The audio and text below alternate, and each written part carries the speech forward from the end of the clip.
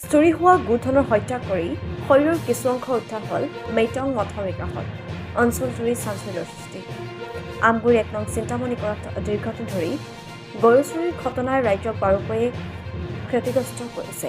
শুক্ৰবাৰে নিশা আমগুৰিৰ দীঘমুখ গড়চিগাৰ অৰূপ বৰা নামৰ ব্যক্তিজনৰ খুটিৰ পৰা এটা দমৰা আৰু এজনী গাভিনী গৰু চোৰে চুৰি কৰি লৈ গৈছিল। গৰুৰ গৰাকীয়ে বিভিন্ন স্থানত খা-খবৰ কৰিও গৰু চুৰিৰ লগত জড়িত এজন চোৰৰ সন্দৰ্ভত অৱগত হয়। পিছে আজি পুৱা ১ নং চিন্তামণি গড়ৰ মিটং মথাউৰিৰ সমীপত গোধনৰ হত্যা কৰাৰ শৰীৰৰ কিছু অংশ উদ্ধাৰ হোৱাত গৰুগৰাকীয়ে চুৰি হোৱা দমৰা গৰুৰ শৰীৰৰ অংশ বুলি স্পষ্ট হয়। এই সন্দৰ্ভত গৌৰীসাগৰ আৰক্ষীক অৱগত কৰাত আৰক্ষী ঘটনাস্থলীত উপস্থিত হৈ হত্যা কৰা গোধনৰ শৰীৰৰ অংশ জব্দ কৰে। চুৰি হোৱা গৰুগৰাকীয়ে সন্দেহ কৰা লোকৰ নামত এজাহাৰ দাখিল কৰিছে। গৌৰীসাগৰ পৰা সত্যমালী ৰিপৰ্ট, সংবাদ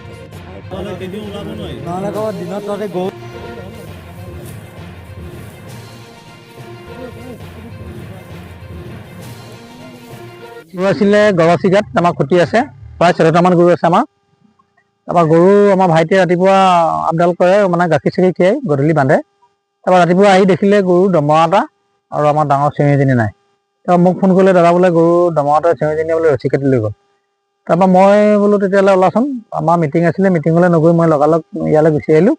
আৰু মই চিন্তামণি কৰি মোৰ বন্ধু কেইজনমানলৈ ফোন কৰিলোঁ যে এনেকৈ গৰু হেৰাইছে, কিবা খবৰ খাতি পাইছেনে? বোলে আপুনি ইয়াত বিচাৰি লাভ নাই, আপুনি কলীয়াপানী বজাৰলৈ যাওক। মই লগালগ কলীয়াপানী বজাৰলৈ গ'লোঁ। কলীয়াপানী বজাৰত গৈ পালোগৈ, তাতে ল'ৰাবোৰক সুধিলোঁ, বেপাৰীবোৰক, চিন্তামণি গড় বেপাৰীবোৰক, বোলে তহঁতি ইয়াত আমাৰ দমৰা এটাই চেউৰীজনী কোনোবাই আনিছিল বোলে নাই অনা। এতিয়া কেনেকৈ হ'ব, তহঁতি উলিয়াই দে গৰুটো। তেতিয়া তাতে দুটামান ল'ৰাই ক'লে যে আমাৰ গাঁৱৰ পৰা, তহঁতৰ গাঁৱৰ পৰা কেইখন গাড়ী আহে? বোলে আমাৰ গাঁৱৰ পৰা ৬-৭খন গাড়ী আহে বুলি ক'লে। তাৰপৰা গাড়ীকেইখনৰ নাম্বাৰলৈ মই ফোন কৰিলোঁ এটা এটাকৈ।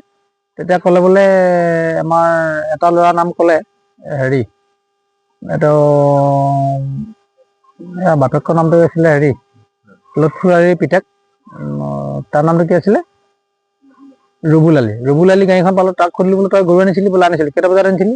বোলে মই অলপ তই সোনকালে গাড়ীখন বোলে আনিছোঁ। হয়, তই বোলে গাড়ীখন প্ৰথমতে ক'লৈ নিছিলি? বোলে আনি পেলাই আমাৰ গাঁৱৰ পৰা আনি ইয়াতে গাড়ীখন ৰখালৈ সেই বুলি ক'লে। আৰু ৰখাই গৰু কি কৰিলি? বোলে গৰু আমি ইয়াতে কলীয়াপানীৰ ওচৰতে কোনো মিত্ৰীয় মানুহ আছে, তাতে ৰখালোঁ বুলি ক'লে। তাৰপৰা আনি পেলাই কি কৰিলি? গৰুকেইটা কি কৰিলি? তাৰপৰা ঘূৰি আহি বোলে আকৌ মই চিন্তামণিৰ পৰা গৰু আনিলোঁ। এতিয়া সেইকেইটা গৰু কি কৰিলি বলচোন মোক দেখাই দে বুলি ক'লোঁ। সেইবুলি ক'লোঁ, বোলে গৰুকেইটা নাই, পেহাটি ঘৰলৈ গ'ল। ক'ত পেহাটি ঘৰ? বোলে দেবেৰা পৰা। ওচৰতে প্ৰথমতে ওচৰতে আছে বুলি ক'লে, তাৰপৰা বোলে দেবেৰা পৰা বুলি ক'লে। তাৰপৰা দেবেৰা পাৰলৈ গ'লোঁ। দেবেৰা পাৰত গৈ যিডোখৰত আমাক দেখাইছে গৰু, সেইটো গৰু কটা জেগা এটা দেখালেগৈ। তাত মানে গৰু কেইটামান এৰালি থৈছে বাৰু। মোক যিকেইটা গৰু দেখুৱাইছে সেইকেইটা গৰু আমাৰ নহয়। তাৰপৰা ৰচিদ এখন দেখুৱালে পিছত, বোলে এখন ৰচিদ চক বুলি দেখুৱালে। আমাৰ গৰু হেৰাইছে দমৰা এটা চেউৰী, তাহাঁতৰ তাত মানে লিখিছেও দমৰা নাই, মাইকী গৰু দুজনীমান মোক দেখালে, তেনেকৈ দেখুৱাইছে। তাৰপিছত মই সুধিলোঁ, তই প্ৰথমতে কাৰ পৰা আনিছিলি গৰুটো? বোলে মতিন বুলি এটা মানুহৰ নাম ক'লে। তাৰ মতিনৰ নামটো আকৌ মই ল'ৰাবোৰক সুধিলোঁ, মতিনৰ নাম্বাৰটো দেচোন। মতিনলৈ ফোন কৰিলোঁ। মতিনে ক'লে বোলে মই গৰুটো বেপাৰ কৰাই নাই, সেই বুলি ক'লে। তাৰপিছত এতিয়া মই সেইটো কাৰণে তাকে মই সন্দেহত ৰাখি মই বাটৰঘাটক মানে গোটাই পেলাই আৰু তাহাঁতৰ গাঁৱৰ কেইজনমান মানুহক গোটাই পেলাই ক'লোঁ যে মোৰ গৰুকেইটা উলিয়াই দিয়া, তেনেধৰণে জিন্দাকৈ উলিয়াই দিয়া, মই বাৰু একো নকওঁ, যেনে গৰুকেইটা পালেহে সেই বুলি ক'লোঁ। কোৱাত তাহাঁতি ২-৩দিন কথা বতৰা পাতিলে। শনিবাৰৰ পৰা আজি সোমবাৰ হ'ল, কথা বতৰা পাতিলে, দেউতাকো পাতিলে সম্ভৱ। ল'ৰাটোৱে সঁচা কথা নক'লে। নকোৱাৰ পিছত ময়ো ইয়াতে মানুহক কৈ থৈছোঁ যেনে উদ্ধাৰ কৰিব লাগিব বুলি। আজি মোক এজনী মানুহে ফোন কৰিলে, দাদা বোলে এই আপোনাৰ গৰুটো হেৰাইছে যেন, তাতে বোলে কিবা এটা পাইছোঁ, আহকচোন। মই আহি চালোহি যে ক'ত আছে, বোলে আমুকত।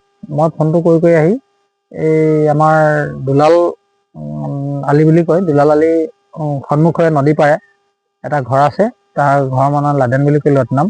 সি কিন্তু ইয়াত নাথাকোঁ বুলি কৈছে। এতিয়া ইয়াত নাই হেনো, আজি এসপ্তাহ 10 দিন 15-20 দিন হ'ল ইয়াত নাথাকে।